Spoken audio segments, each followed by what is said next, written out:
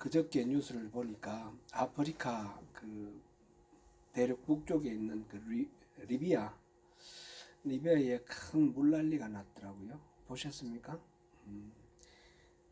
데르나라는 작은 도시에 홍수가 났는데 지중해성 태풍으로 인해서 비가 많이 와서 댐이 두 개가 무너졌고 그 비가 도시를 덮쳐가지고 지금 사망자가 뭐 만 몇천 명이라고 그러고 실종자가 만 몇천 명이라고 그러고 그래서 한 사망자가 2만 명은 넘어갈 거다.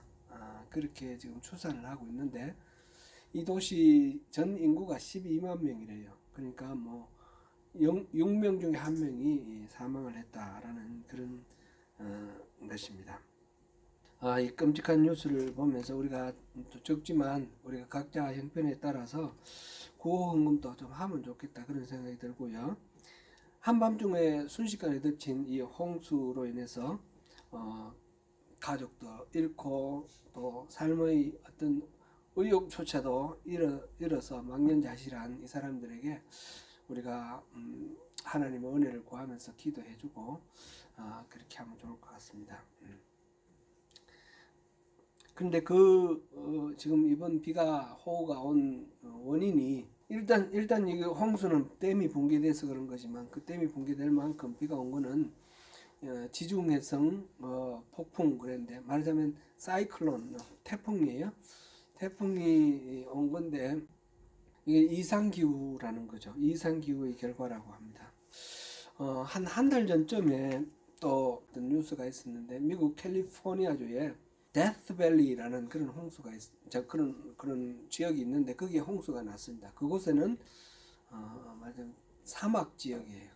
사막 지역에 폭우가 쏟아져 가지고 도시가 이렇게 떠내려가는 그런 게 나왔는데 이곳 연간 평균 강수량이 한 569mm인데 이날 하루에 내린 게 559mm랍니다. 1년 올 비가 하루 새에 이렇게 쏟아지니까 그 사막 지역이 완전히 물에 잠기고 홍수가 나서 난리가 났습니다. 스위스에서는 평균 기온이 상승하면서 이 산에 보면 이 위에 만년설이 있고 어느 높이까지 이렇게 딱 밑에는 높고 위에는 안 높고 그렇죠. 근데 요거를 이제 빙점 고도라고 그러는데 남섬에서 우리 살면서 그런 거 많이 봤는데 이렇게 여름에도 이렇게 만년설이 있는 데가 있고 어느 높이까지 이렇게 딱 보입니다. 그런데 그게 자꾸 올라간다는 거죠. 스위스에서 그럼 올라가면 어떻게 됩니까? 그 위에 있던 빙하가 녹아내리는 거예요. 그래서 거기서도 홍수가 나기도 하고 뭐 이렇습니다. 남극에도 막 비가 내리는 그런 일들이 있고요. 모두 다 기후 변화 때문인데 이 기후 변화를 막기 위해서 여러 가지로 이제 온 세계가 지금은 각성을 해서 이산화탄소를 배출하는 그런 연료는 석탄이라든지 석유라든지 이런 연료를 쓰지 않기 위해서 여러 가지 노력을 다하고 또 대체 발전을 위해서 연구도 많이 하고 그렇게 합니다. 그래서 어떤 사람들은 이 지구 기후는 지구의 멸망을 가져올 거다. 사람들이 그 이기심 때문에 그거를 절제하지 못해서 2050년까지인가요? 뭐 이렇게 데드라인이 있더라고요. 데드라인이 있는데 그때까지 뭐 2도가 올라가면 그 다음에는 돌이킬 수가 없다 그랬는데 지금 급속하게 이제 올라가고 있는 그런 상황입니다. 지구 대기의 온도가. 지난주에는 우리가 예수님께서 예언하신 마지막 때의 여러 가지 환란에 대한 말씀을 보았습니다. 예언의 이중성이라고 말씀드렸는데 예언하신 그 내용이 AD 70년에 예루살렘 멸망으로 이미 실현된 바가 있지만 그것이 또 예수님이 오실 때에 다시 그런 일이 있을 것이다 그랬고요.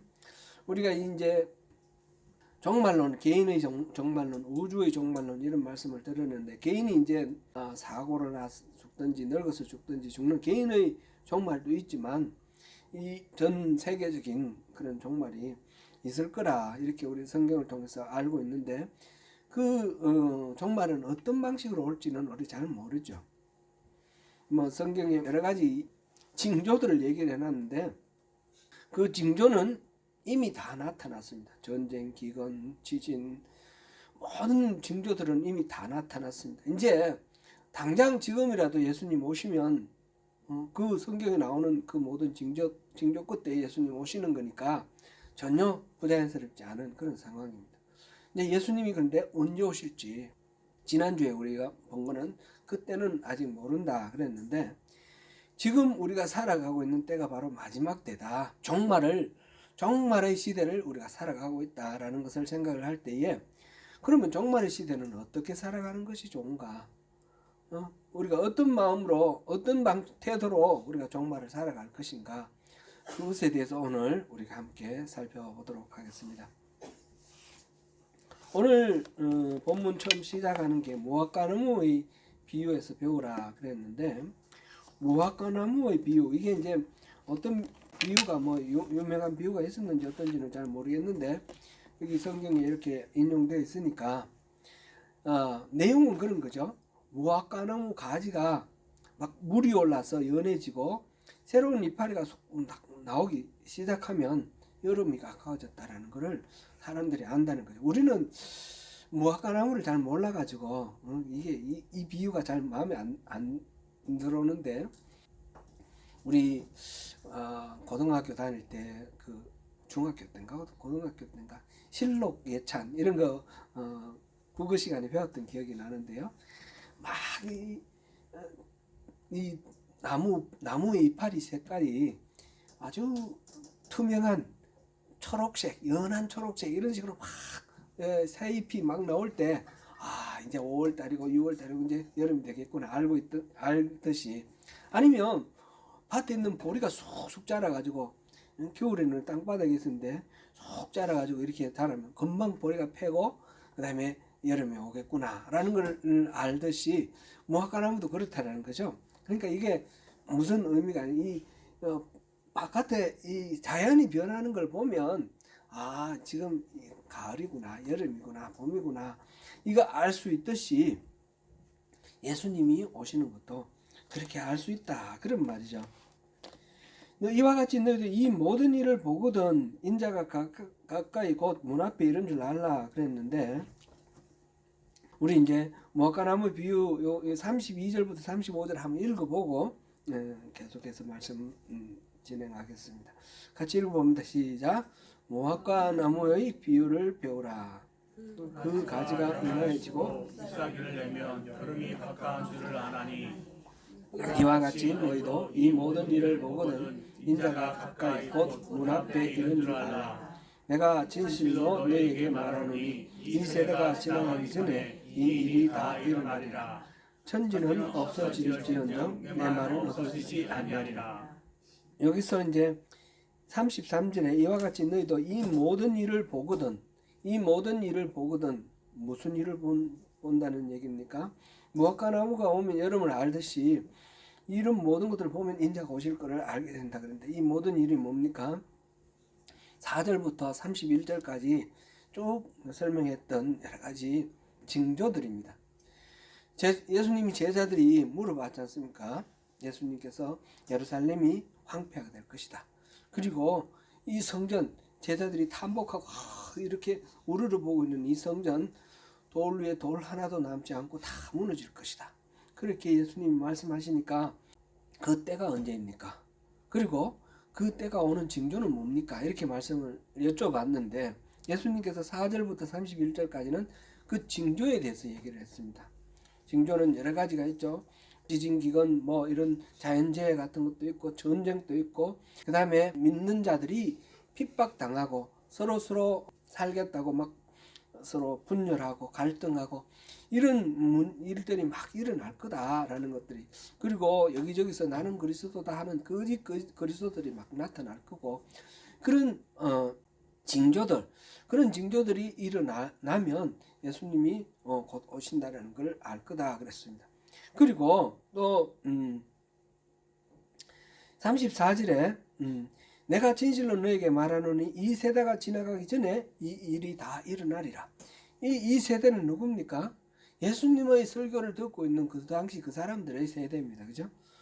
그들이 이 모든 징조를 다 보게 될 거다. 그러고 난 뒤에 이제 종말이 올 거다라는 그런 느낌으로 우리가 느껴지는데, 일단 여기서 의미하는 바는 그 모든 징조가 그때 다 일어난다는 겁니다. 실제로 다 일어났죠. 그 모든 전쟁 기근 일어나고 예루살렘이 망하는 것까지 그 예수님 당시에 그 설교를 들었던 사람들이 다 겪었던 그런 이야기입니다. 말하자면 그 한 세대 안에 모든 징조들이 다 일어났고 이제 때가 무르익었다는 거죠. 예수님 그 당시부터 때가 이미 무르익었습니다. 이제 인자가 오시기만 하면 됩니다. 그런데 언제 때가 그때는 언제인지는 아무도 모른다라는 거죠. 36절 같이 한번 읽어볼까요? 그러나 그날과 그때는 아무도 모르나니 하늘의 천사들도 아들도 모르고 오직 아버지만 아시느니라. 지금 그 때는 심지어 아들도 모른다. 아들은 예수님 자신을 가리키는데 모른다는 것입니다.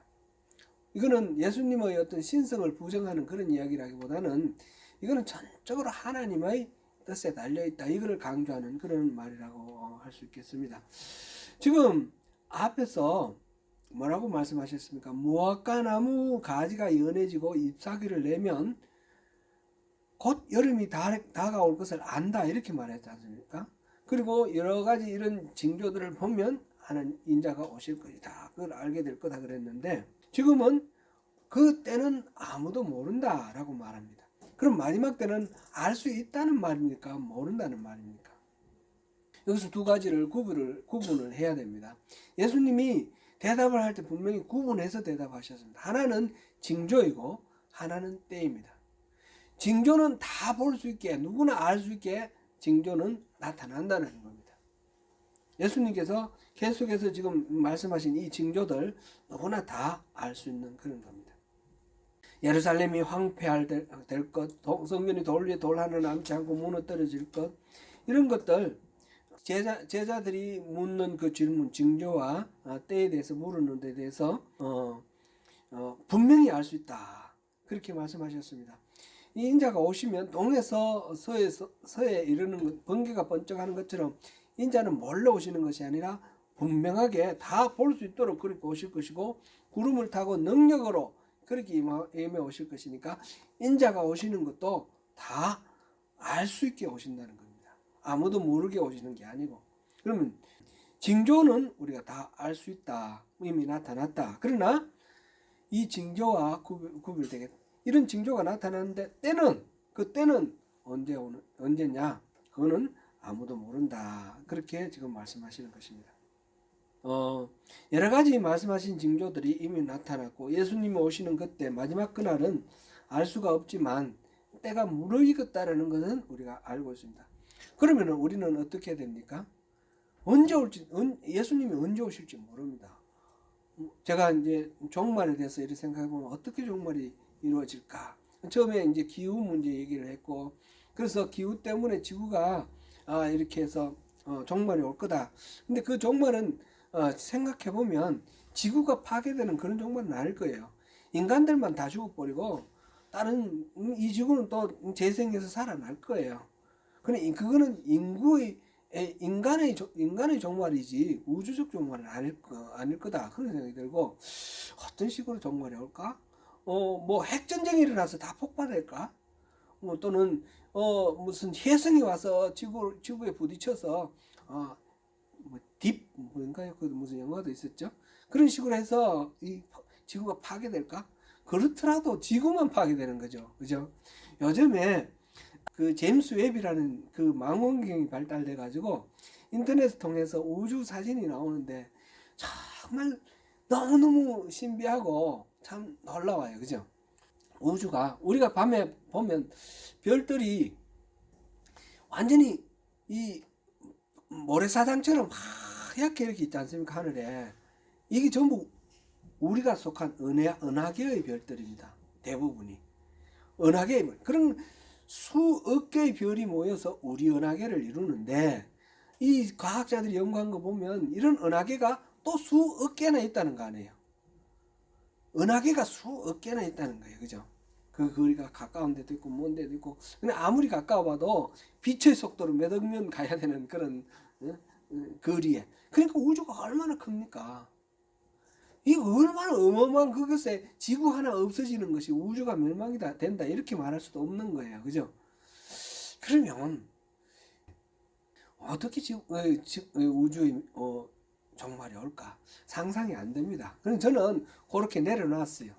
상상이 안 되고, 다만 여기서 우리가 발견하는 거는 그렇게 어마어마한 우주에서 아직까지도 생명체는 발견된 데가 없어요. 뭐 UFO에 대한 뭐 연구 발표가 나오고 외계인에 대한 뭐 사진이 나오지만 아직까지도 증거가 없어요. 그죠? 있을 수도 있을 겁니다. 다른 생명, 우주의 다른 생명체가. 그러나 적어도 이 뭐 안드로메다니 뭐 이렇게 가까운 우주에, 그런 우주에는 생명체가 살아있다는 그런 증거를 찾을 수가 없습니다. 그 어마어마한 우주에 생명체가 살아있는 그런 곳이 없다. 근데 이 조그만 지구에 생명체가 살아있고 그 안에 내가 살아있다는 거예요. 내가 호흡하고 있다는 거예요. 이거 얼마나 놀라운 일입니까? 하나님이 나를 이곳에 살게 해줬다라는 거. 그것 자체가 너무너무 감격스럽고 감사하기 때문에 이 제임스 웹 우주 사진 보면 볼수록 저는 가슴이 막 뜁니다. 하나님 정말 감사합니다. 이 무한한 우주 속에 나를 생명을 두셨고, 그러니까 우리는 상상을 못하는 거예요. 상상을. 내가 암만 상상해도 그거는 상상이 안 가요. 안 가. 어떻게 이 우주의 크기라든지 그 생성이라든지 안 갑니다. 그런데 하나님이 분명히 나를 있게 하셨고, 기도하실 때 하나님이 들어주시는 것을 느끼고 나와 같이 호흡하며 동행하는 걸 느끼신단 말이죠. 이 어마어마한 우주를 만드신 분이 얼마나 감사해요. 그러니까 이 종말에 대해서 내가 이렇게 종말 되겠다 저렇게 종말 되겠다 그 답을 몰라도 상관없습니다. 안 그렇습니까? 어떻게 할 수 있겠어요? 저는 그거 모르는 건 뭐 상관없습니다. 다만 하나님께서 종말이 있다, 깨어있으라 그랬으니까 우리가 깨어있어야 된다. 하나님이 갑작스럽게 날 부르실 때에 부끄럽지 않게 깨어있어야 된다. 내가 어떤 부끄러운 모습으로 있다가 갑작스럽게 하나님 앞에 가게 되면 내가 하나님 무슨 나처럼 뵙겠어요. 그런 마음으로 오늘 삶을 살아야 되겠다, 그런 생각을 합니다. 예수님께서는 우리가 이렇게 깨어있어야 될 이유를 그 때가 임박했고 그 때는 우리가 알지 못하기 때문에 우리가 언제 그 때가 되더라도 우리는 기꺼이 기쁜 마음으로 하나님께 달려갈 수 있는 준비를 해야 된다, 그 말씀을 주셨고요. 또 그렇게 살기 위해서 그럼 오늘은 어떻게 살아야 되느냐? 이 종말을 얘기를 하면 막 이게 인터넷 보면 또 종말에 대한 이야기 많습니다. 특별히 오늘 본문 이런 거 한번 설교하면 찾아보지 마십시오. 찾아보시라 그러다가 제가 막 갑작스럽게 찾아보지 마십시오 그러려고. 왜냐하면 너무 엉뚱한 얘기들이 너무 많은 거예요. 그 중에 어떤 게 정답인지 분별하기가 너무너무 어렵습니다. 전천년설, 후천년설 뭐 이렇게 얘기 나오는데 그 전천년설, 후천년설 그러면 예수님이 오시고 천년 동안은 안전하게 뭐 살 수 있다는 뜻인가요? 뭐 이런 식으로 생각하면 이거는 하나님이 우리에게 말씀 주신 거하고 너무너무 다른 거예요. 그런 얘기가 아니에요. 지금 깨어있으라, 언제 오실지 모른다, 그걸 대비하라는 겁니다. 그래서 37절 39절을 우리 한번 읽어보겠습니다. 시작. 노아의 때와 같이 인자의 임함도 그러하리라. 홍수 전에 노아가 방주에 들어가던 날까지 사람들이 먹고 마시고 자는가 들고 시집을 가고 있으면서 홍수가 나서 그들을 다 멸하기까지 깨닫지 못하였으니 인자의 임함도 이와 같으리라. 예수님이 노아의 때를 말씀하시는 것은 세상의 종말을 정확히 그 시점을 알 수 없다 하더라도 거기에 대한 경고는 끊임없이 주어진다는 것을 지금 얘기하고 계십니다. 노아가 하나님으로부터 그 경고를 받고 그 산에서 방주를 지었는데 120년이 걸렸다고 그랬습니다. 그럼 그동안에 계속해서 마지막을 얘기를 하면서 이웃 사람들에게 그거를 대비하라고 말하지 않았겠습니까? 하나님의 경고의 말씀은 계속해서 선포되는데 그 모든 것들을 무시하고 먹고 마시고 장가가고 시집갔다. 이게 뭐 꼭 나쁘다라는 게, 우리는 그러면 우리는 깨어 있어야 되니까 먹지도 말고 마시지도 말고 장가도 가지 말고 시집도 가지 말고 그래야 되느냐, 그런 의미가 아닙니다. 일상의 삶에 매몰되어 가지고 하나님이 말씀하신 이 종말에 대해서 무관심하고 아무런 그 대비를 안 했다라는 게 초점인 것이죠. 우리는 먹고 마시고 장가가고 시집가는 이 일상의 삶을 사는 것은 당연하게 살아야 되는데, 그 가운데 이 마지막을 항상 기억하고 각성해서 인자가 오실 때 우리가 이 노아처럼 그렇게 우리가 대비하고 있어야 된다라는 그런 의미로 생각해야 됩니다. 그렇지 않으면 엉뚱한 데로 자꾸 가는 거죠. 제가 종말론에 대해서 유튜브 보지 마시라고 말씀드리는 이유는, 여기 보면 그런 얘기들이 너무너무 많아요. 지난번에도 그런 말씀 드렸죠. 한국 사람들이 지금 스스로 예수라고 말한 사람이 50명이 넘는다는 거예요. 스스로 하나님이라는 사람이 10명이 넘는다는 거예요. 이런 사람들이 나름대로 활동을 하고 전도를 해요. 유튜브로도 많이 나옵니다. 그런 걸 우리가 분별할 수가, 금방 이렇게 알아채고 이거 이단이구나 이렇게 접근하지 않습니다. 모르는, 전혀 표 안 나게 이렇게 자연스럽게 접근하기 때문에 그거 참 위험하고 어떻게 해야 되나, 사실은 대책이 없어요. 보니까 대책이 없고, 우리가 바른 믿음으로 깨어 있으면 그런 것들은 근처에 오지 않는 거니까 우리의 믿음을 바로잡는 것이 중요하겠습니다. 또 은혜롭 교회 같은 것은 이제 피지로 가서 집단 농장 만들어 가지고 여기가 유토피아다 그래가지고 이제 거기 천국을 만들기도 하고, 또 뭐 필리핀으로 가기도 하고, 뉴질랜드도 와 있습니다. 지금 여기 뉴질랜드가 유토피아다 그러고 와 있는 사람들도 있어요. 이렇게 파라다이스를 찾아 이민 가는 것, 그런 것도 아닙니다. 주님이 가르쳐 준 기도를 우리 한번 생각해 보겠습니다. 마태복음 6장 9절에서 10절 같이 있습니다. 그러므로 너희는 이렇게 기도하라. 하늘에 계신 우리 아버지여, 이름이 거룩히 여김을 받으시오며 나라가 임하시오며 뜻이 하늘에서 이룬 것 같이 땅에서도 이루어지리라. 예수님께서 지금 마태복음에 5번의 설교가 나오지 않습니까? 5번의 설교가 나오는데, 지금 마지막 종말에 대한 설교를 지금 보고 있는데, 맨 처음 했던 설교, 이게 말하자면 산상수훈인데, 산상수훈은 뭡니까? 천국의 백성으로서 어떻게 살아야 되느냐, 그 얘기입니다. 천국의 백성으로서 어떻게 살아야 되느냐, 그게 이제 기도가 나오는데, 제자들이 기도를 물으니까 이렇게 기도하라 그랬는데, 하늘에 계신 우리 아버지여, 이름이 거룩히 여김을 받으시오며, 이거는 우리가 하나님을 그렇게 거룩하게 우리가 경외하겠다라는 그 우리의 마음 신앙을 고백하는 말이기도 하고요. 또 나라가 임하옵시며 뜻이 하늘에서 이룬 것 같이 땅에서도 이루어지다. 이 말은 가만히 있고 그냥 그렇게 되기를 바란다는 뜻이 아니라, 하나님 나라가 이 땅에 오도록 나를 써주십시오. 나를 통해서 하나님 나라를 이루십시오. 하나님 뜻이 이 땅에 이루어지도록 나를 쓰십시오. 나를 내어드리는 그런 결단을 포함한 기도입니다. 지금 종말을 대비하기 위해서 뭘 해야 되느냐? 천국의 삶을 살아야 되는 겁니다. 바로 이 마태복음 5장에서부터 7장까지 나와 있는 이 천국 백성의 삶을 살아가야 하는 것입니다.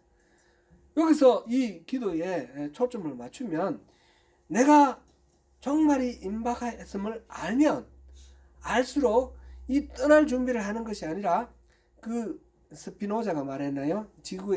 내일 지구의 멸망이 오더라도 오늘 한 그루의 사과나무를 심겠다. 그와 마찬가지로 이 땅에 하나님 나라를 이루기 위해서 내가 헌신을 하고, 이 땅에 하나님 뜻이 이루어지기 위해서 내 자신을 하나님께 드리는 것이 바로 이 종말을 대비하는 삶의 자세라는 것입니다. 우리는 종말을 그렇게 이야기를 해야 됩니다. 이해를 해야 됩니다. 그런데 여기서 또 착각하는 것은, 그러면 종말을 준비하기 위해서 하나님 나라를 이루고 하나님 뜻을 이루는 것은 무엇이냐? 그래서 복음 전하고 교회에 와서 봉사하고 이것만을 생각하는 경향도 있습니다. 그런데 그것이 아니고요. 우리 삶으로 하나님의 뜻을 실천을 하고 우리 삶의 현장이 하나님의 다스림, 통치가 일어나도록 이렇게 변화시키는 그런 삶을 살아가는 것입니다. 이거는 말로만 이렇게 산다 저렇게 산다라고 얘기하는 것이 아닙니다. 삶으로 순종하는 것을 말합니다. 입으로 말하는 것이 답이 아닙니다. 이것을 우리가 이해하기 위해서 조금 약간 핀트는 딱 맞지는 않지만 예레미야서 6장 16절에서 20절 우리 한번 읽어보겠습니다. 시작. 여호와께서 이와 같이 말씀하시되 너희는 길에 서서 보며 옛적 길 곧 선한 길이 어딘지 알아보고 그리로 가라. 너희 심령이 평강을 얻으리라 하나 그들의 대답이 우리는 그리로 가지 않겠노라 하였으며 내가 또 너희 위에 파수꾼을 세웠으니 나팔 소리를 들으라 하나 그들의 대답이 우리는 듣지 않겠노라 하였도다. 그러므로 너희 나라들아 들으라 무리들아 그들이 당한 일을 알라. 땅이여 들으라 내가 이 백성에게 재앙을 내리리니 이것이 그들의 생각의 결과라. 그들이 내 말을 듣지 아니하며 내 율법을 거절하였음이니라. 시바에서 요향과 먼 곳에서 향품을 내게로 가져오면 어찌함이냐. 나는 그들의 번제를 받지 아니하며 그들의 희생제물을 달게 여기지 않노라. 아멘. 여기서 보니까 지금 하나님 말씀하시는데 너희 길에 서서 보며 옛적 길 곧 선한 길이 어딘지 알아보고 그리로 가라. 그리로 가면 너희 심령이 평강을 얻으리라. 이렇게 하나님이 말씀하시는데 그들의 대답이 우리는 그리로 가지 않겠노라 라고 하였다는 거예요. 하나님이 선한 길로 가라 그랬는데 그 예레미야 시대의 사람들이 우리는 그렇게 가지 않겠습니다 라고 말을 했대요. 실제로 그렇게 했을까요? 말로? 하나님의 선한 길로 가라 그랬을 때 이 당시 예레미야 당시 그러니까 유다가 바벨론에 의해서 멸망당할 그 당시에 이 이스라엘 사람들은 폐역을 해가지고 하나님이 가라는 걸 우리는 안 가겠습니다 이렇게 말했을까요? 또 얘기가 내가 또 너희 위에 파수꾼을 세웠으니 나팔 소리를 들으라 하나 그들은 대답이 우리는 듣지 않겠노라. 하나님이 파수꾼을 세워놓고 나팔 소리를 들으라 그랬는데 우리는 안 듣겠습니다 이렇게 말을 했대요. 실제로 그렇게 말을 했을까요? 지금 예레미야가 거짓말을 하는 겁니까? 그러면 실제로 그렇게 안 했는데 그렇게 했다라고 말하는 걸까요? 이건 무슨 의미입니까? 이거는 말로는 선한 길로 가라 그러면 말로는 어떻게 했다는 거예요? 아멘 할렐루야 우리 그 길로 가겠습니다 그랬는데 실제로는 그 길로 안 갔다 이 말입니다. 그죠? 말로는 파수꾼을 세워놓고 이 나팔소리를 들으라 그러니까 할렐루야 아멘 그러면서 실제로는 이 파수꾼이 누굽니까? 선지자 아닙니까? 선지자의 말을 안 듣는다는 거죠. 이 당시에 서로 아침 인사가 뭡니까? 하나님이 무슨 말씀하셨습니까? 하나님 음성 들었습니까? 이걸 물어봤어요 서로. 그러면 하나님 음성 잘 듣고 이 사람들 열심히 하는 뜻대로 따르는 것 같은데 실제로는 이 목이 메어 외치는 예레미야의 소리를 전혀 듣지 않고 예레미야를 잡아서 때리고 감옥에 가두고 죽이려고 하다가 죽이지는 않았지만 그런 식으로 학대를 하고 핍박을 했던 그런 사람들입니다. 말로 뭔 말을 하느냐가 중요한 것이 아니라 실제로 그들의 삶이 어떠냐가 중요하다라는 그런 것을 우리가 볼 수 있는 그런 말씀입니다. 마태복음 7장 21절 우리 같이 한번 읽어보겠습니다. 시작. 나더러 주여 주여 하는 자마다 다 천국에 들어갈 것이 아니요 다만 하늘에 계신 내 아버지의 뜻대로 행하는 자라야 들어간다. 말로는 맨날 주여 주여 하고 아멘 아멘 할렐루야 하는데 실제로 보니까 하나님 말씀 전혀 듣지 않고 진 주관대로 살아간다는 거예요. 자기 어른대로 살아간다는 거예요. 그럼 하나님은 어떻게 하실까요? 그런 사람 말로 주여 주여 했으니까 니 좋다 이렇게 하겠습니까? 그런 게 아닙니다. 아버지의 뜻대로 행하는 자, 아버지의 뜻대로 행하는, 실제로 그렇게 살아가는 자, 하나님의 뜻대로 살아가는 사람만이 천국에 갈 수 있다는 겁니다. 우리가 마음을 다하여 하나님을 사랑하고 진정으로 순종하는 그런 삶을 살아야 됩니다. 마지막 때를 대비하는 것은 다른 게 아니라 우리 삶이 하나님 뜻에 일치되도록 그렇게 순종하며 살아가는 그런 삶을 살아야 된다는 것입니다. 종말을 맞이하는 성도들은 종말을 위해서 특별한 삶을 살아야 되는 것이 아닙니다. 일상의 삶에 충실하는 겁니다. 여기 보니까 40절에 두 사람이 밭에 일하다가 한 사람은 데려감을 당하고 한 사람은 버려둠을 당한다 그랬습니다. 이 데려감을 당한 사람은 구원받은 사람이고 버려둠을 당한 사람은 그렇지 못한 사람이죠. 구원받은 사람이 이 하나님이 부르실 때를 위해서 딴 일 하는 것이 아니라 자기 하는 일을 하고 있는 겁니다. 일상의 삶에 충실하게 하고 있는 겁니다. 두 여인이 맷돌을 돌리다가 한 사람은 데려감을 당하고 한 사람은 버려둠을 당한다 그랬습니다. 일상의 삶에 열심히 성실하게 살아가는 사람 중에 구원받은 자는 데려감을 당하고 구원받지 못한 사람은 버림을 당한다는 거죠. 이 구원받고 구원받지 못하면 뭡니까? 하나님의 그 신실하심을 믿고 삶을 전적으로 하나님께 순종하며 살아가는 사람은 데려감을 당하고, 하나님을 믿지 않고 말로는 뭐라고 했든지 간에 삶 속에서 믿지 않고 살아가는 사람은 버림을 당한다는 겁니다. 제가 이 종말론을 참 어렵다, 설교하기도 어렵다라고 말씀드리면서 요한계시록의 목적이 뭔가 구원받은 자, 이기는 자, 끝까지 견디는 자는 하나님이 이를 보호해 주실 것이니까 걱정하지 마라, 염려하지 마라, 그런 말씀을 들었습니다. 곧 요한계시록은 협박하고 겁주고 무섭게 하려고 주시는 성경 말씀이 아니라 위로하시고 안심하게 하시는 하나님의 말씀이다 그랬어요. 근데 이걸 잘못 이해를 하면 예레미야 시대 때 그 사람들이 뭐라고 그랬습니까? 거짓 선지자들이 뭐라고 했습니까? 평강하다 평강하다 평강하다 그랬습니다. 절대로 예루살렘은 무너지지 않는다. 절대로 유다는 망하지 않는다. 왜 그랬습니까? 예루살렘 성전이 있으니까. 유다는 다윗의 자손이 왕이니까.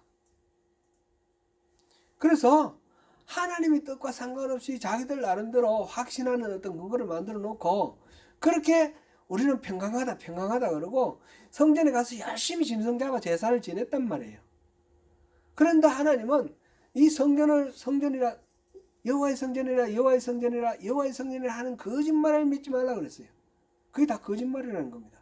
평강하다 평강하다 하는 그런 거짓 예언하는 선지자, 다 거짓을 말해서 제사장이나 그 선지자나 다 거짓을 말한다고 그랬습니다. 그러니까 우리가 그냥 이 말씀을 믿는 자에게는 하나님이 위로함을 주시는 말씀이다. 이 말을 그냥 나 예수 믿으니까 됐어, 난 안심이야, 이렇게 받아들이면 안 된다는 것입니다. 왜 이 무서운 환난을 얘기했습니까? 경고하는 말씀입니다. 우리가 믿지 않으면 이런 환난을 당하게 된다는 것입니다. 그러니까 이때 이 말씀을 분별해서 내가 확실하게 노선을 정해야 되는 것입니다. 하나님을 믿든지 아니면 망하든지. 하나님께서는 우리에게 이 생명과 사망, 복과 저주의 길을 우리 앞에 내놓으셨습니다. 그 중에 우리가 선택하라 하셨습니다. 우리들은 끊임없이 하나님 하시는 말씀은 생명을 선택하고 복을 선택하라 하셨습니다. 신명기 20장 32절인가요? 제가 오늘 한 번 더 확인해 봐야 되겠습니다. 그렇게 했는데 우리에게 복과 생명을 선택하라 하셨는데 우리는 이 하나님의 말씀을 안 듣고 자꾸 이 저주와 사망의 길을 선택하는 그런 경향이 있다는 것입니다. 오늘 본문 45절에서 47절 같이 읽어보겠습니다. 시작. 충성되고 지혜 있는 종이 되어 주인에게 그 집 사람들을 맡아 때를 따라 양식을 나눠줄 자가 누구냐?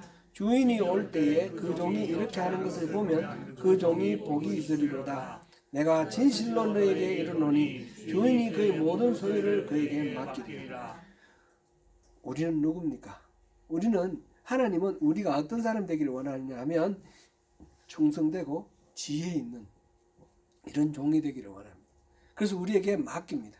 그래서 하나님 나라 집의 종들, 우리 자녀들도 될 수 있고 우리가 또 이렇게 케어하는, 영적으로 케어하는 그런 이웃들도 될 수 있고, 잘 양육을 해가지고 주님이 오실 때에 함께 손잡고 주님께로 가는 것을 원하십니다. 지혜롭고 충성된 종이 되어서 부지런히 하나님의 집에 이 때를 따라 양식을 나눠주는 그런 이는 양육의 이 삶을 살아가면서 오늘 일상의 삶 속에 성실하게 그렇게 살아가라, 그런 말씀을 주시는 것입니다. 실로 부지런하고 성실한 종은 잠시의 시간도 허송하지 않고 깨어 일하기 마련입니다. 이런 사람이 진정한 일꾼입니다. 주인이 더디 오리라고 생각하고 동료들을 때리고 술 친구와 더불어 마시고, 이거는 자기 마음대로 산다는 거죠. 남들의 약한 사람을 착취하고 억압하고 자기의 이익을 위해서, 자기의 욕망을 위해서 다른 사람들을 이용하는 이런 삶을 살아가면 주님이 오셨을 때 어떻게 되겠습니까? 그런 사람들은 엄한 벌을 받을 것이다. 그랬습니다. 바로 우리가 오늘 살아가는 우리가 이 종말을 대비를 해서 어떻게 살아갈 거냐, 충성되고 지혜로운 종처럼 하나님의 집에 식구들에게 때를 따라 양식을 나눠주는 것. 이것은 또 우리가 기도한 대로 하나님 나라가 이 땅에 이루어지도록 우리를 헌신하는 것이고, 하나님 뜻이 이 땅에 하늘에서 이룬 것처럼 이 땅에 이루어지도록 우리가 우리 자신을 내어드리는 그런 충성된 하나님의 사람으로서의 삶, 이것을 우리에게 요청하시는 것입니다.